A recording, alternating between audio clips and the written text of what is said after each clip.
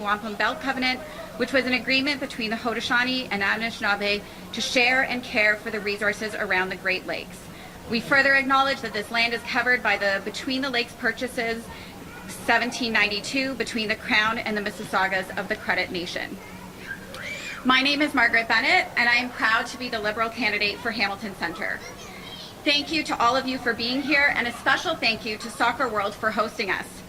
One of the highlights for me this week that I'm sure all of the other Hamilton candidates would agree on is how wonderful it has been hearing the sound of children in schoolyards again. It's lovely to be here in a wonderful space for children and families to play. I know that all of the candidates across the country are hearing stories about how important safe spaces are for families, whether it's their own, their extended families, or oftentimes the families in their neighborhoods that make for vibrant communities. It is my honor to introduce the candidate for University Rosedale, Chrystia Freeland.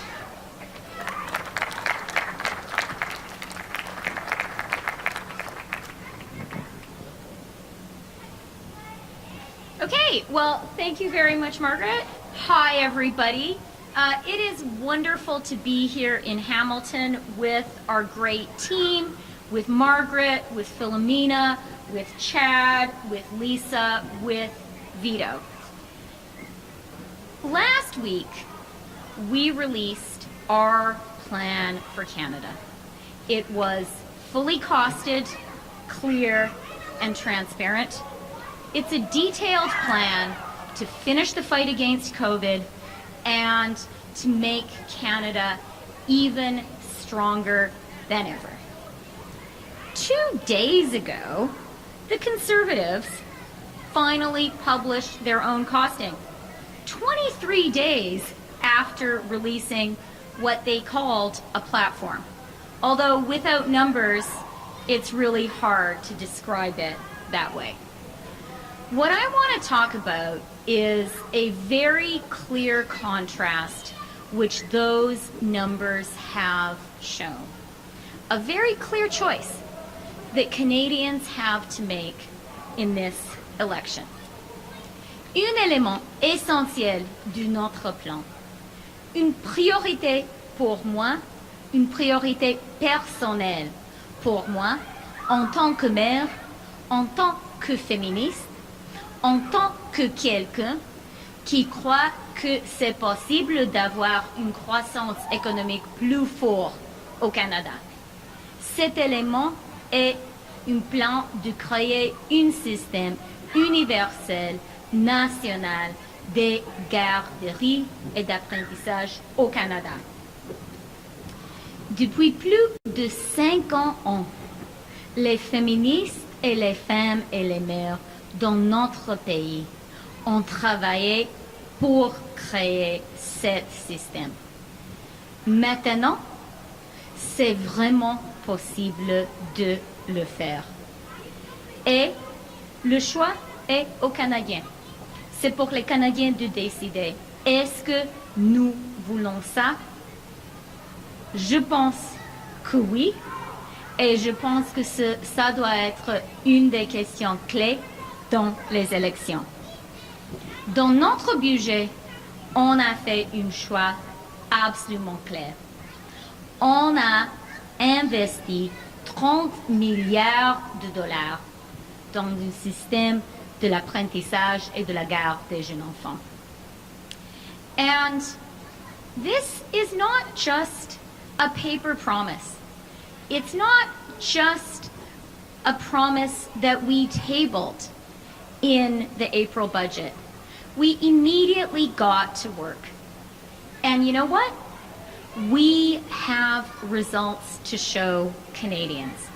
We already have agreements on early learning and childcare with 8 provinces and territories across Canada that will bring down costs for Canadians by 50% by the end of next year and will deliver $10 a day childcare within 5 years.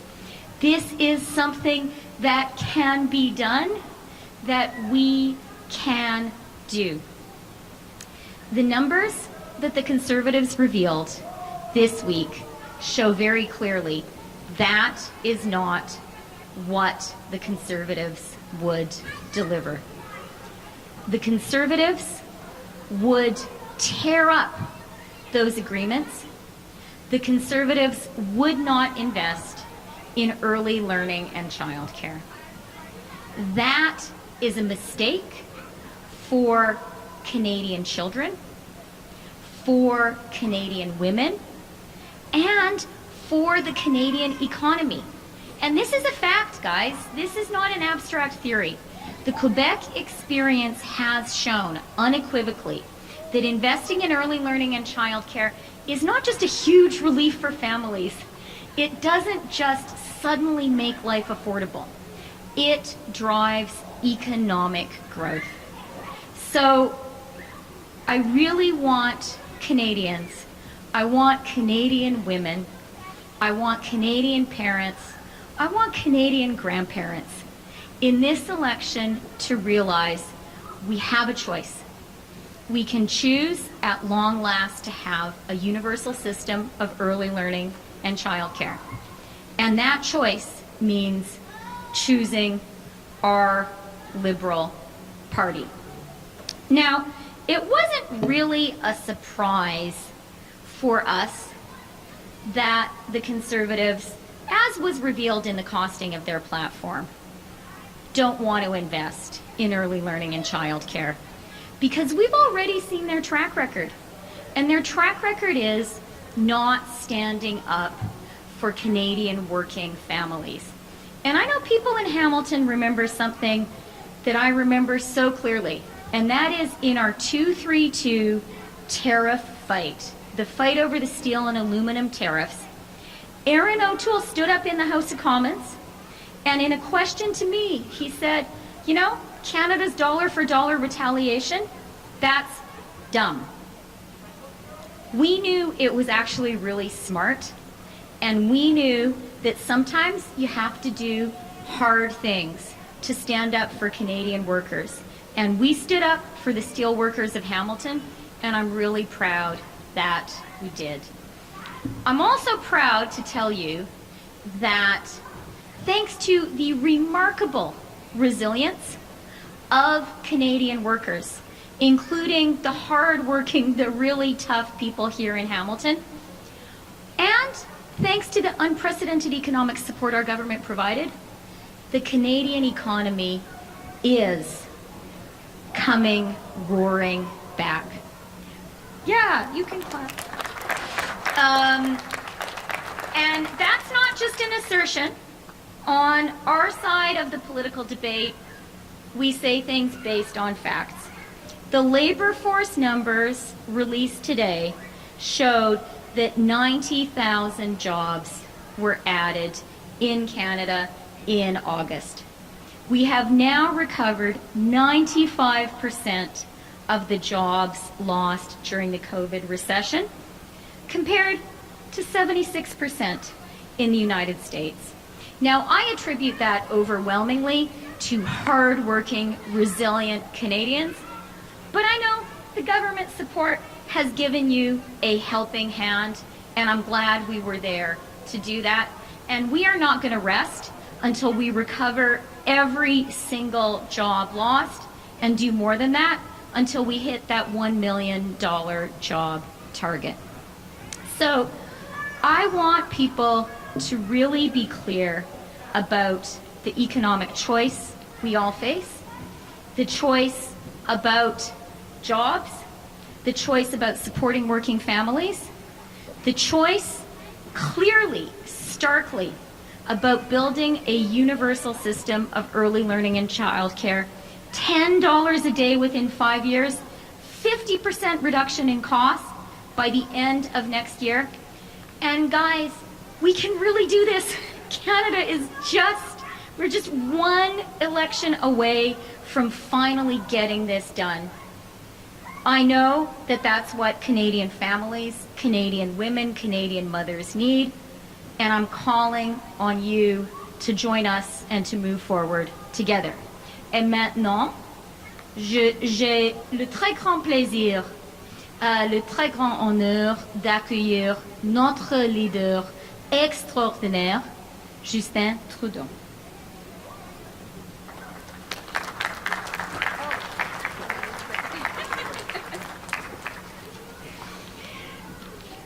It is now my privilege to introduce the leader of the Liberal Party, Justin Trudeau.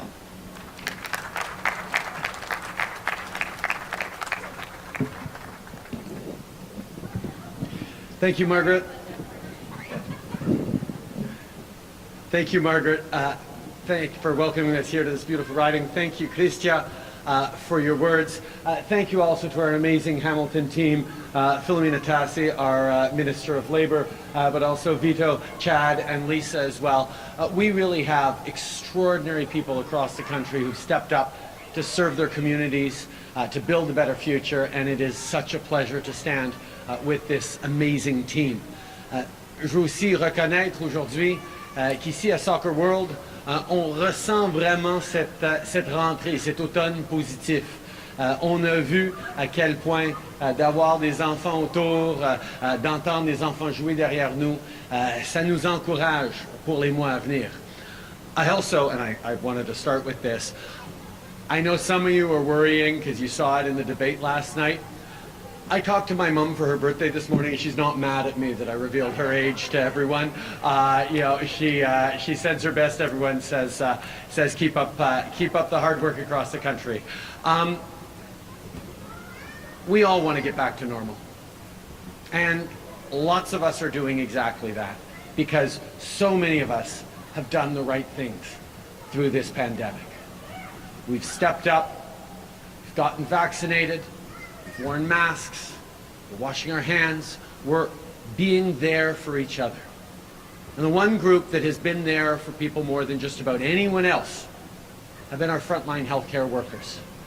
I got to visit a whole bunch of them again yesterday at the Ottawa General Hospital, and I got to hear from them both how exhausted they are, but also how proud they are of having been able to pull us all through this pandemic, because they worked unbelievably long hours. They were there as our healthcare systems across this country were stretched and stressed and yanked on and exhausted, but they were there to keep Canadians safe. And right now, as we enter this third wave, we're getting overwhelmed by unvaccinated people ending up in ICUs with COVID. We're seeing surgeries and emergency operations delayed everywhere across the country, or in many places across the country. And it reminds us just how much we have to learn from the lessons of this pandemic. The first lesson we need to learn is, wow, Canadians really step up to be there for each other. We have to continue to encourage that and support that and hold on to that thing that makes us stick up for each other as Canadians. The other thing we learned is we need to invest more money in our healthcare system. I don't understand how anyone could come through this pandemic and say, you know what our healthcare system needs? Less investment over the coming years. That's what I want to dwell on a little bit for this morning.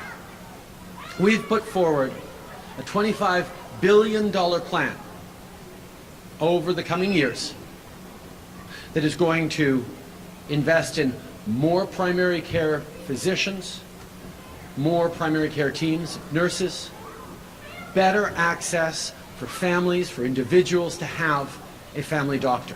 Why is that important? Well, one of the things we saw that counters hesitancy in people who are still hesitant to get vaccinated more than just about anything else is having a trusted, personal doctor who engages with you, who you know, who's followed you for a while, who understands your concerns, who knows your personality, convince you and tell you that it's safe for you to get vaccinated.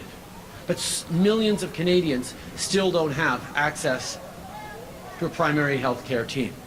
That's why that is a big part of the investments we're committing to in the coming years. We also recognize that backlogs in surgery because of COVID, because of other things, because of backlogs that existed before, need to be taken care of. So we're injecting massively in that. But we're also moving forward on better healthcare investments, because let's be honest, we always, and we've over the past number of years seen how important it is to invest in mental health for people. That this pandemic, the extra stresses, the extra pressures, we know the time is now for real investments in mental health. And now that the Conservatives have finally released the costing of their platform, we can actually compare what the various parties' commitments are to healthcare. Let me put it in perspective for you. Yes, we put forward a $25 billion plan on things like doctors, backlogs, and mental health. But just that element on backlogs, in our first year, next year, right now, we will be investing $6 billion to make sure that provinces and territories can catch up on the backlogs of surgeries. That $6 billion is more than Erin O'Toole is proposing to spend on healthcare in the next 5 years on everything from mental health to transfers to the provinces to Indigenous health. We're spending more just on one part of our plan to support Canadians in 1 year than they're spending over the next 5 years. So don't for a second let Erin O'Toole pretend that he understands the need to invest in healthcare, because despite what he says, the numbers don't show it. And that's what we're beginning to see more and more from these Conservatives. That they'll try and say anything to convince Canadians that they're moving in the right direction, that they get our priorities. But when you actually scratch the surface, turns out it's not true. We see it on his completely ridiculous promises on healthcare, where he talks about a detailed plan on healthcare of $60 billion over the coming years, except the detail he forgot was the money. Because none of that money flows in the first years. And now is when we need the federal government to step up and partner with the provinces on big investments. But that pattern of not leading but misleading is something we're seeing more and more from Erin O'Toole. Que ce soit sur les armes d'assaut. Encore une fois, on a vu que dans sa plateforme, il y avait écrit noir sur blanc qu'il allait rendre légal, encore une fois, les armes militaires de style assaut que nous avions bannies il y a plus d'1 an. Puis ensuite, il a essayé de dire non, non, non, c'est pas vrai, on va pas le faire. Mais on sait qu'il est dans la poche du lobby des armes à feu, et pour trancher, regardons sa plateforme, regardons les coûts et comment il a élaboré sur quoi il va dépenser. Il n'y a pas une scène pour le rachat des armes d'assaut qu'on a rendues illégales. Il ne va pas garder l'interdiction qu'on a mise sur les armes d'assaut. Il n'y a personne qui veut ça. Il prétend être pro-choix, on l'a entendu hier soir. Mais être pro-choix, surtout quand on est leader politique, c'est d'assurer que tous ces candidats, tous ces députés soient là pour protéger les droits des femmes. Or, malgré son supposé leadership, 80 de ces députés ont voté contre le droit de choisir d'une femme dans le dernier Parlement. C'est ridicule, mais c'est un pattern clair. Il dit oui, on a un plan pour l'environnement. Ben, son plan pour l'environnement, c'est de revenir en arrière sur la vision Harper, les cibles Harper, qu'on est déjà en train de dépasser. Alors, c'est pas juste qu'il va nous arrêter dans notre ambition, il va revenir en arrière sur notre ambition. Les Canadiens ne doivent pas être bernés par cette approche qui veut nous ramener en arrière. C'est pas ça du leadership. Et pour pouvoir rebâtir l'économie, pour pouvoir s'assurer que ces enfants aient le meilleur avenir possible, pour lutter contre les changements climatiques, pour créer des emplois, Il faut en finir avec cette pandémie pour de bon. We need to end this pandemic for good if we're going to rebuild our economy, if we're going to get people back to normal. If she's going to have a better future. We're not going to get there if we don't end this pandemic for good. And again, Erin O'Toole says, I will make sure that 90% of Canadians get vaccinated in the coming 2 months. Well, listen, in the past 2 months, he hasn't been able to convince 90% of his candidates to get vaccinated. So how can we believe him on ending this pandemic? He's better and quicker to stand up for the rights of those who choose not to get vaccinated than he is for your rights and your kids' rights to be safe from COVID-19, because these kids, they can't get vaccinated yet.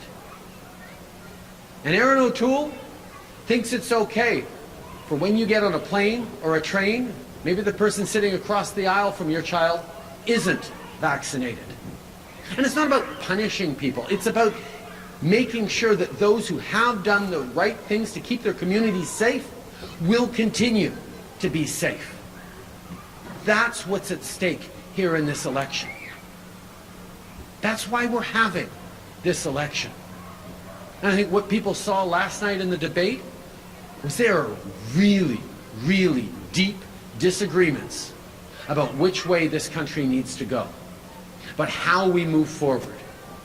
Whether it's on an even more ambitious plan to fight climate change and create jobs, whether it's on more investments in healthcare right now to help families across the country, whether it's on childcare, as Christia said, to save families across the country thousands and thousands of dollars a year by getting childcare costs cut in half within the next year and down to $10 a day over the coming years, while at the same time creating 250,000 new spaces across the country. That's the plan we're offering, not just for families, but for economic growth and jobs. That's the plan that Erin O'Toole wants to tear up.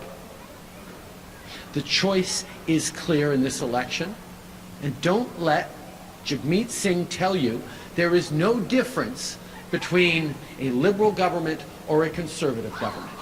Because quite frankly, maybe it makes no difference for the NDP as long as they get to hold that balance of power they're looking for. But it makes a difference to Canadians whether or not there is a progressive government in this country, fighting climate change, standing up for women's rights, making sure guns are controlled, making sure assault weapons remain illegal, making sure that we are continuing to step up to have people's backs every step of the way. The choice Canadians make in this election matters deeply, and it matters deeply because the decisions that their government takes in the coming months will define how we end this pandemic, yes, but also how we build a better future for the years and the decades to come. That's why Canadians need to be choosing the direction of this country. That's why I am so excited about the opportunity to keep moving forward for everyone. Merci.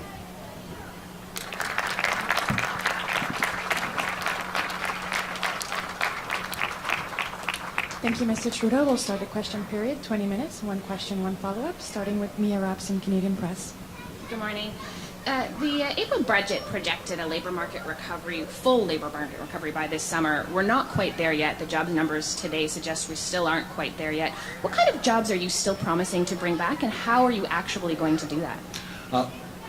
First of all, in terms of recovering our economy, the most important thing is to put an end to this pandemic once and for all.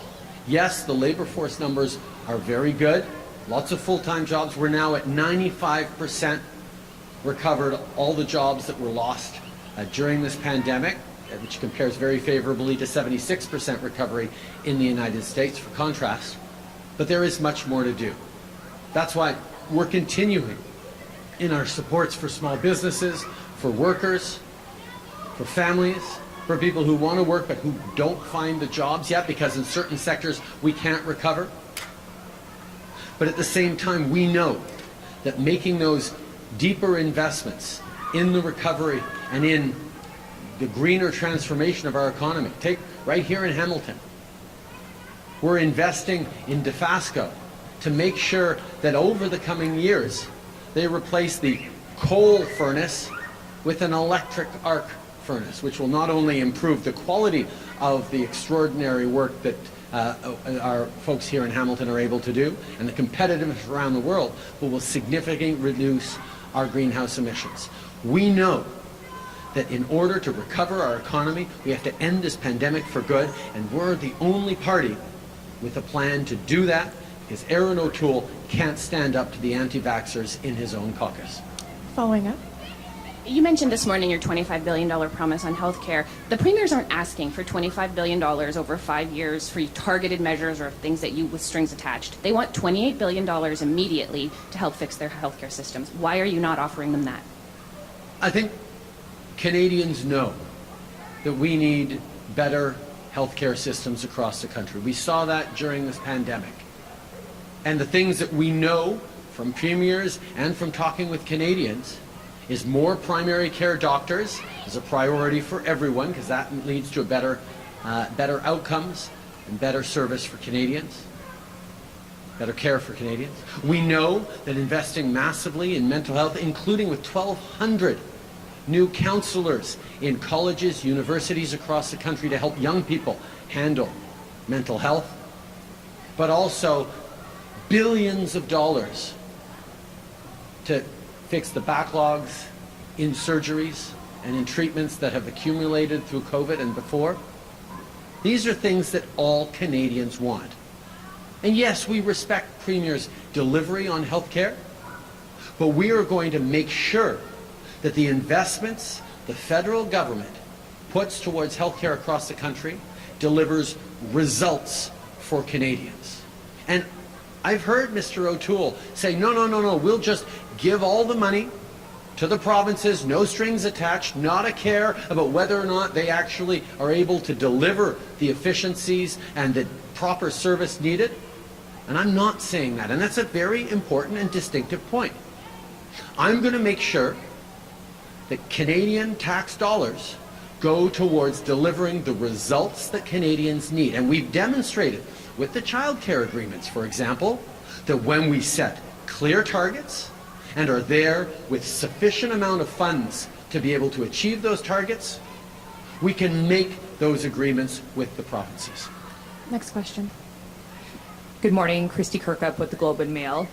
Today, the Globe published a report showing that children in First Nations communities are dying at a dramatically higher rate due to a clear lack of fire codes and enforceable standards on reserve. In fact, your former PCO clerk says that this is a gap that needs to be addressed and that more Indigenous children will die horrible and preventable deaths if this gap is not closed. So why didn't you do this in government, and will you commit to addressing this hole? We have committed to closing the gaps in funding, and in outcomes, and in opportunities for Indigenous people, particularly Indigenous children, right across the country. It's been the story of Canada for decades now, that outcomes, and opportunities, and conditions in Indigenous communities across this country are not adequate, are not comparable to what other Canadians take for granted. And that's why from the very first year we took office, we started working directly in partnership with Indigenous communities and Indigenous leadership across this country to close those gaps. One of the first gaps we closed was the fact that investments in education were at about a third per child in Indigenous communities as what they were in equivalent provincial systems. We've actually closed that gap. There is now parity, but there's more to do. We've made massive investments in housing. We've ended 109 of the 105 long-term boil water advisories that were in place when we got into office. But as you point out, there is more to do on safety, on opportunities, on investments, and we will do that, as we've demonstrated, by investing the necessary funds and creating those partnerships where we put Indigenous leadership and Indigenous peoples at the heart of everything we do on reconciliation. Following up.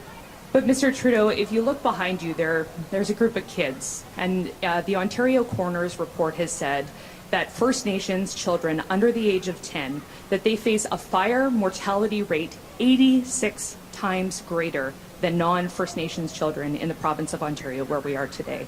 So will you commit to addressing this specific legislative gap in Parliament to ensure that First Nations have enforceable fire codes on reserve? I think everyone understands that there is no one problem that is a standalone problem. First of all, the stats you put forward are horrific and unacceptable. But so is the fact that Indigenous kids are 7 times likely, up to 13 times as likely in some communities, to commit suicide when they're 10 or 11. That the dropout rates, that the addiction rates, that the outcomes for kids in Indigenous communities across this country are on just about every metric worse than those for non-Indigenous kids. And picking, one thing that suddenly is going to be the fix is, I guess it makes for good journalism, but it's not how you solve a systemic, nationwide problem that is multi-layered. Yes, we need to address that issue, and we are working on it. But there are many, many issues we have to address at the same time, and we have to do them not with an Ottawa knows best or a Globe and Mail knows best perspective on it. It has to be a perspective that is driven by Indigenous peoples, their priorities to how they keep their kids safe, how we build a better future. That's what we did on one of the most pressing issues, which was child and family services. Kids continuing to get removed from their communities, from their languages, from their culture, if they were at risk. Well, that is wrong. That's why we worked with Indigenous communities over the past years to co-develop legislation that would keep kids in care in their communities. And that's what we signed in Cowessess First Nation a couple of months ago to demonstrate that Indigenous communities need to be at the center of protecting their kids. Next question.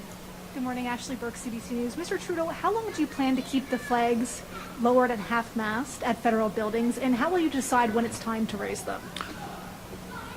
I plan to keep those flags at half-mast until it is clear that Indigenous peoples are happy to raise them again. I think Canadians have seen with horror those unmarked graves across the country and realize that what happened decades ago isn't part of our history. It is an irrefutable part of our present.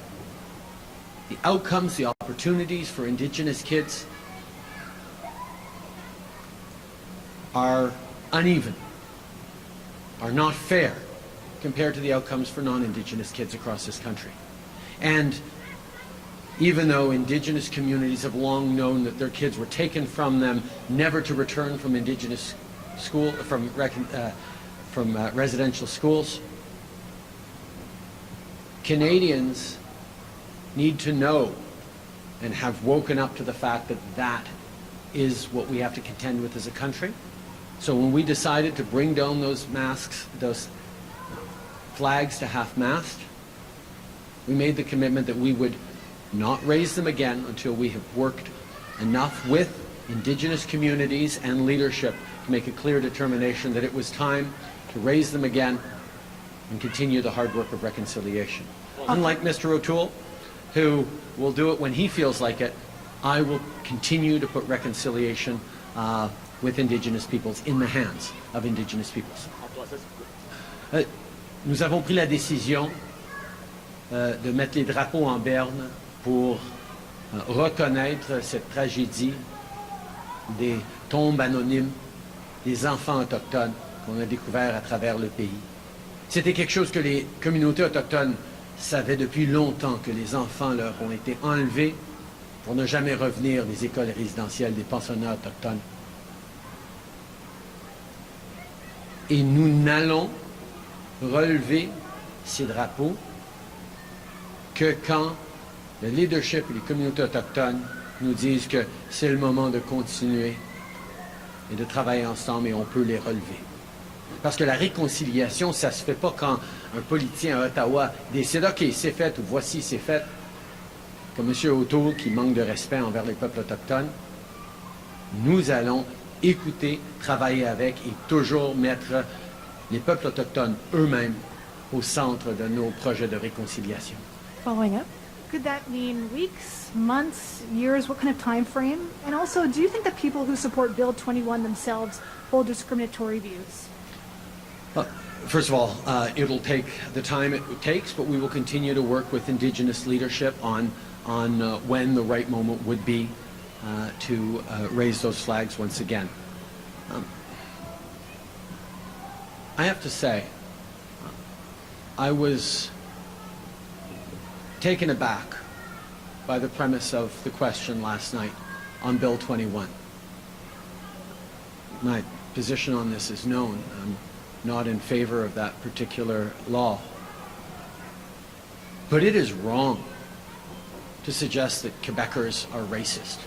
As a Quebecer, I found that question really offensive. I think, yes, there's lots of work to do to continue to fight systemic racism across this country, in every part of this country.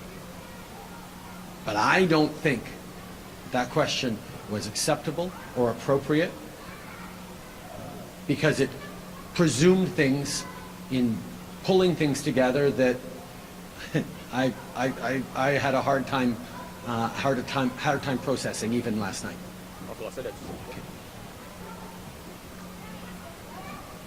Tout d'abord, il faut que j'avoue que quand la question a été posée sur la loi 21 hier soir, j'ai été très surpris par le genre d'amalgame qui a été mis là-dedans et j'ai trouvé ça absolument inacceptable et insultant en tant que Québécois. Les Québécois ne sont pas racistes. Je comprends qu'il y a des gens qui sont en désaccord avec la loi 21. J'en suis un.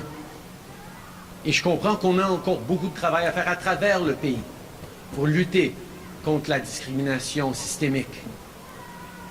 Mais de peindre toute une nation avec cette brosse, non, moi ça passe pas. Prochaine question. Ça peut, bonjour Louis Blouin de Radio-Canada, ça peut sembler peut-être un peu facile de dire ça aujourd'hui. Pourquoi hier vous n'avez pas réagi plus fortement?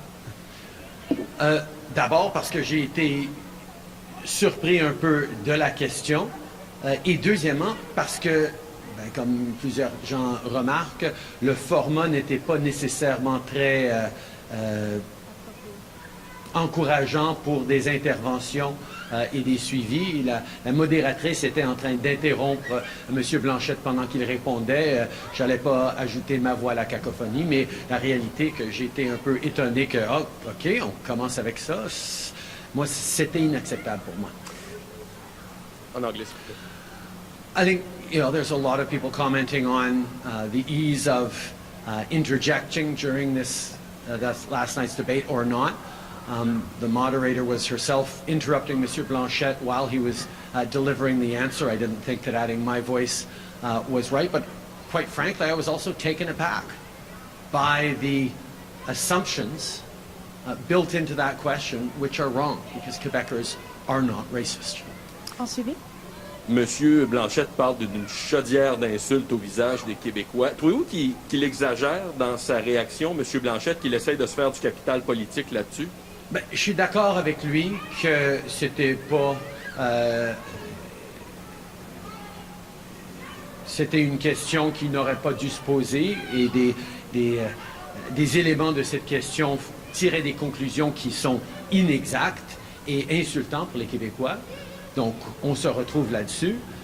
Mais on sait très bien que M. Blanchette cherche à créer des divisions et des contrastes et de la chicane entre le Québec et les Québécois et les autres Canadiens. Et je suis ici, en tant que premier ministre, en tant que fier Québécois, pour dire que non, c'est pas acceptable d'avoir ces propos-là, mais oui, on va continuer à travailler ensemble pour bâtir un monde meilleur.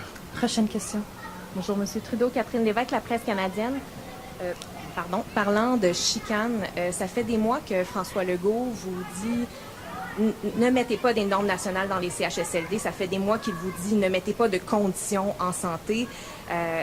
Depuis quelques semaines, ce qu'on voit depuis le début de la campagne électorale, c'est effectivement toutes vos promesses en santé sont liées à des conditions. Vous réitérez votre désir d'avoir des normes nationales en santé. Vous êtes aussi attribué le fait que vous allez créer des dizaines de milliers de places en garderie.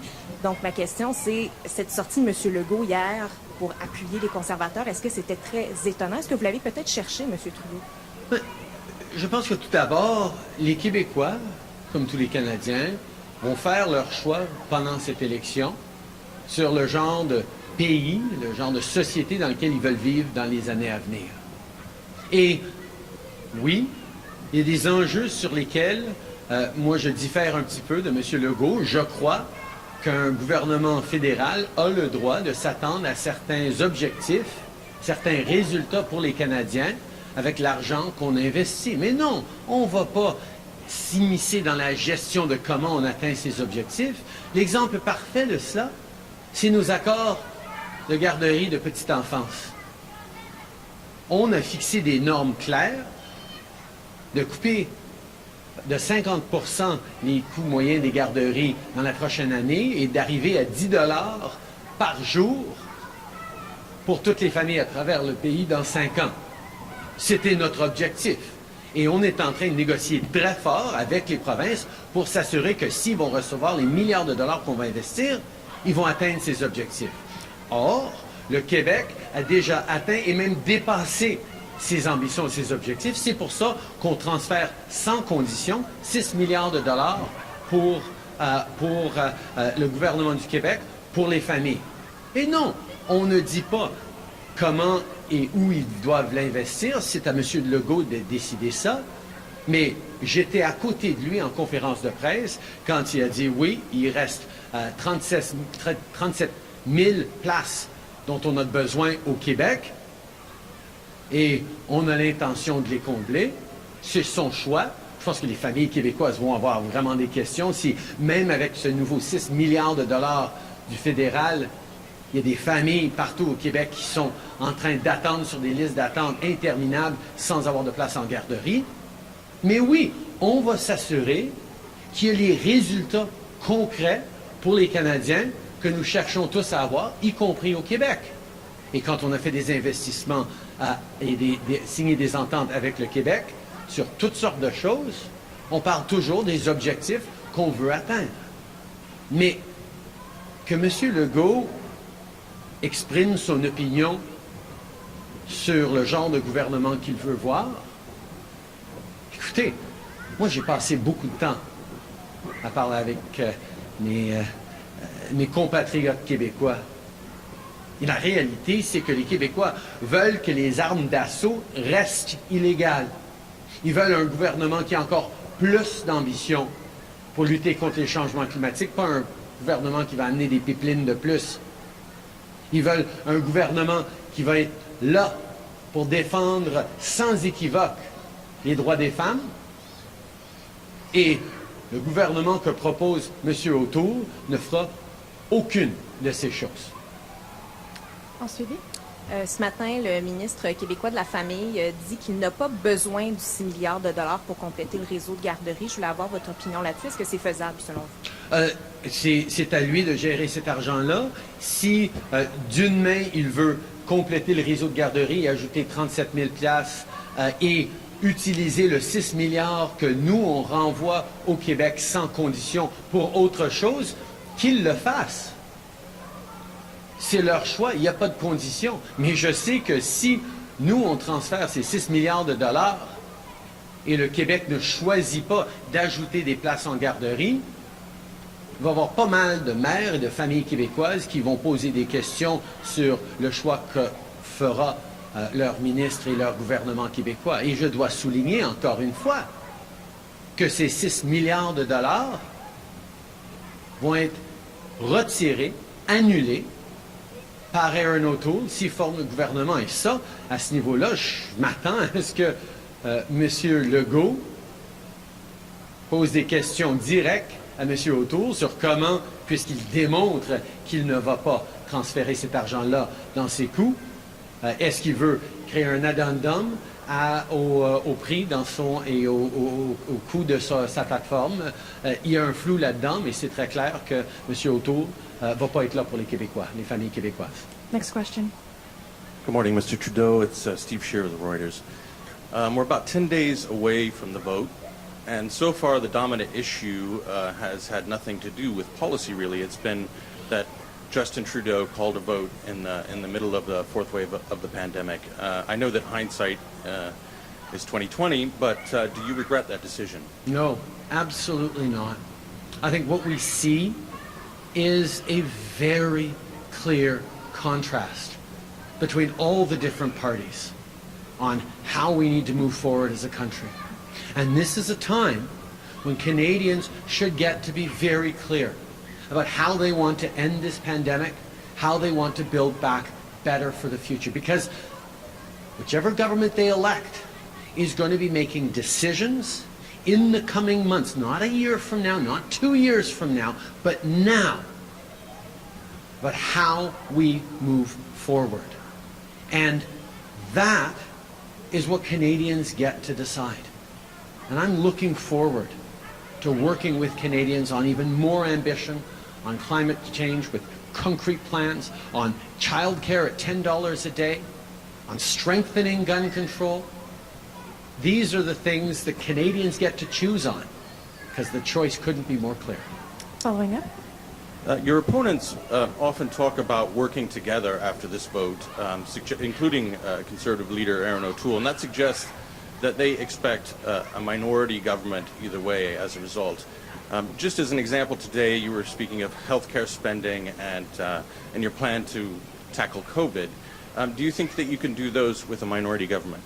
I think we have seen from the other parties that they do not agree with our vision of how to move forward as a country.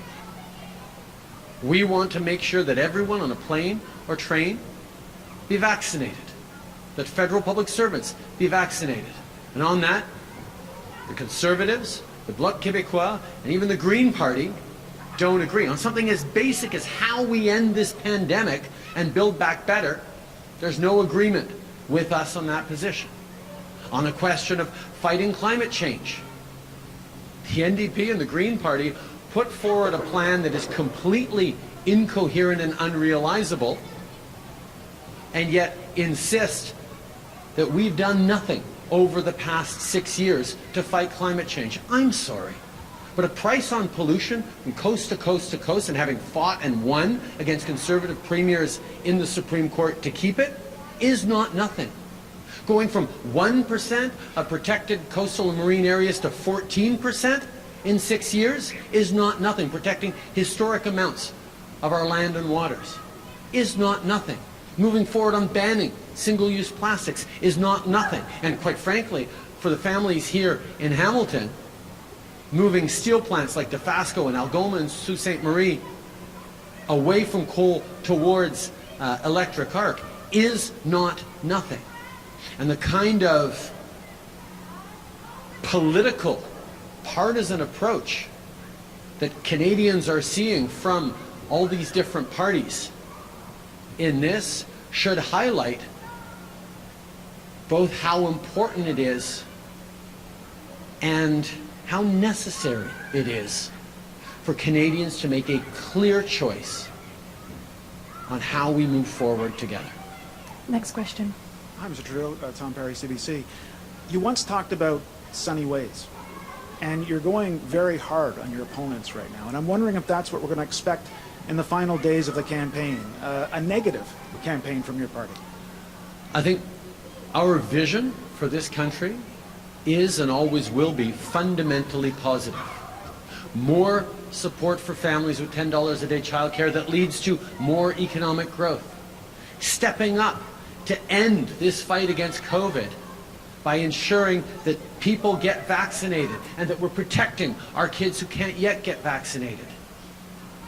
Moving even further on the fight against climate change to create good jobs and to meet our commitments not just to the world but to future generations. Those are all positive, exciting things that I can't wait to do with Canadians. But they depend upon a choice and very clear contrasts. And even in 2015, I was very clear, even as I was talking about the big, bold, optimistic vision I have for this country that we have delivered over the past 6 years. But even in 2015, as I was laying that out, I was ferocious and unequivocal in my contrasts with where I disagreed with Mr. Harper on policy.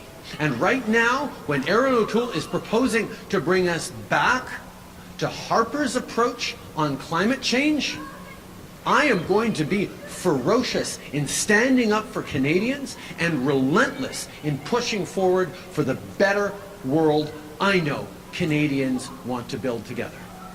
Following up.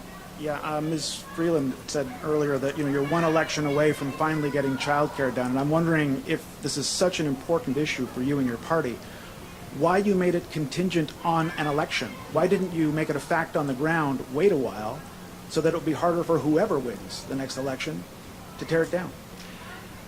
Let me be honest. One of the things that we saw from Mr. Harper is there's nothing that you can lock in that some conservative governments aren't willing to reverse, no matter how long it's been around. But more concretely, I will admit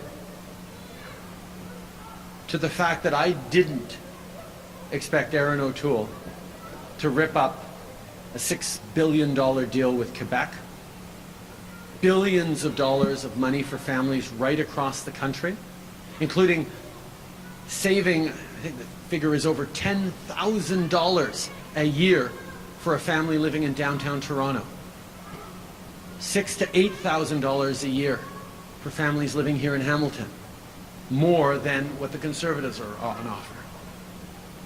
We signed ambitious landmark deals with BC, with Nova Scotia, with Newfoundland and Labrador, with Yukon, with Saskatchewan, with Manitoba, with Quebec, with Prince Edward Island, missing a few. There's 8 of them, provinces and territories.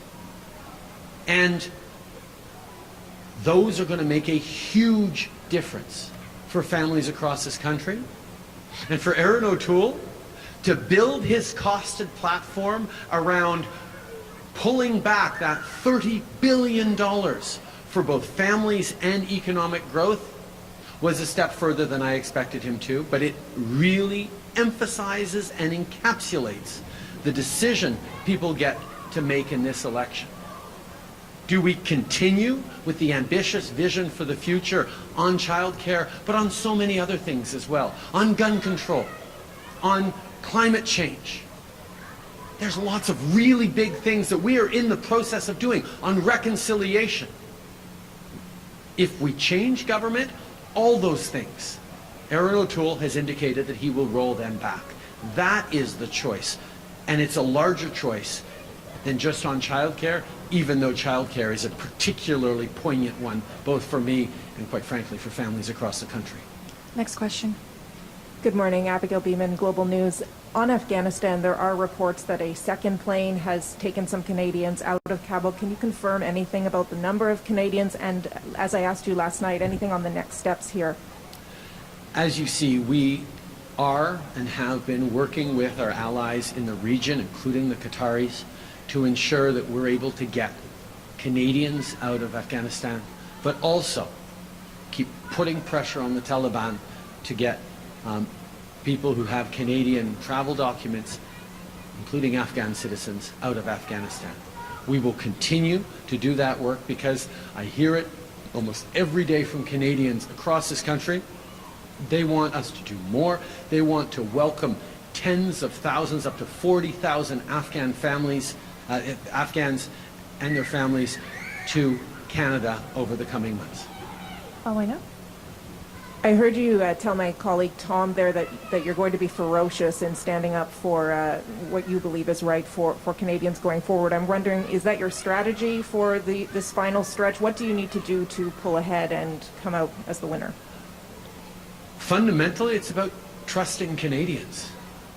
It's about everything we've done not just over the past 18 months of having people's backs, but it's also having a pretty good idea of what Canadians want for their future, for their kids' future. Because I've heard people loudly and clearly over the past years.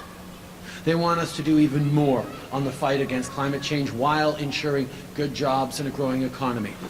We're doing that. We're going to be doing that even more. They want more supports for families with things like childcare. They need more help on housing. When Erin O'Toole's proposal on housing is to give a $500 million tax break to the wealthiest landlords, that's not what families need. We will continue to deliver what Canadians need, and I have confidence that Canadians know that the only way to move from here is forward, not back. Next question. Hi, Prime Minister. Kate Bolingaro from Bloomberg. Since we're back in Hamilton, and you just brought up housing, so it's very convenient for me, I'm wondering if you think that the tax on the biggest bank profits could backfire by actually making home purchases less affordable, since these tax increases are often passed on to borrowers. That is a concern that people addressed when we first brought out that our housing plan, and I was happy to point out, and our ministers were happy to point out, that actually we will be strengthening the tools that an independent oversight body has to ensure that there are no excessive fees passed along to Canadians.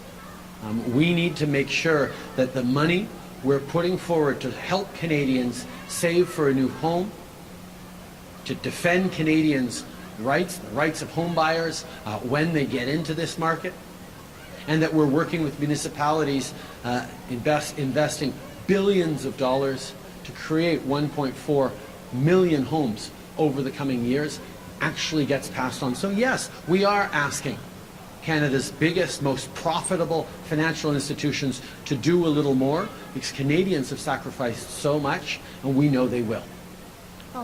How will you actually concretely stop the banks from passing on those costs? What kind of teeth is this agency actually going to have to really prevent the average person that just wants to buy a house, and you want to support them doing that? How are you actually going to concretely do that? Thank you. Well, that's exactly what it's the Financial Consumer Protection Agency, or some such thing that has existed for a while, that we will give further tools to and funding to ensure that it can do an even stronger job of ensuring that consumers of financial services across this country are properly protected.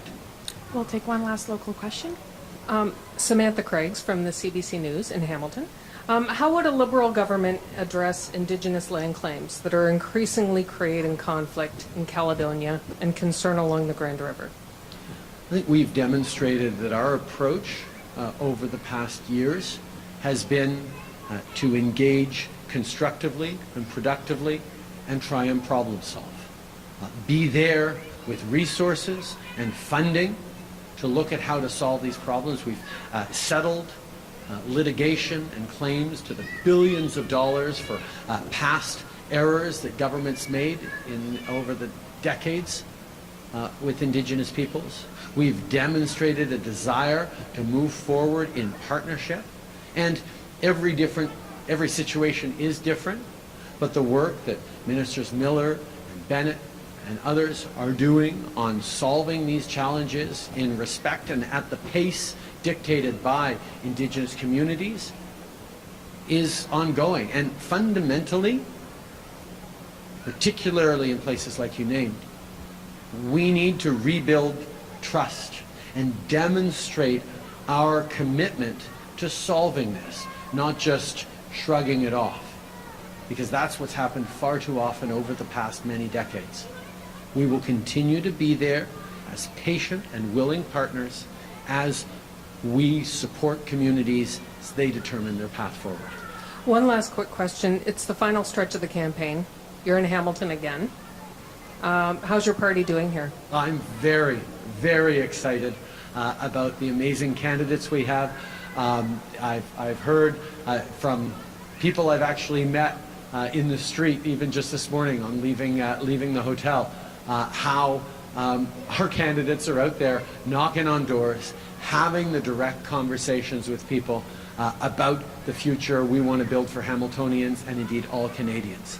And when you think about the families here in Hamilton that are struggling with childcare costs, that want to build a better future for their kids, that are worried about the healthcare system that they rely on as case numbers continue to rise amongst the unvaccinated, I know our candidates are the leaders and the ones with the plan that is going to build a better future for families here in Hamilton and indeed right across the country. Thank you so much. This is what ends today's press conference. Merci tout le monde.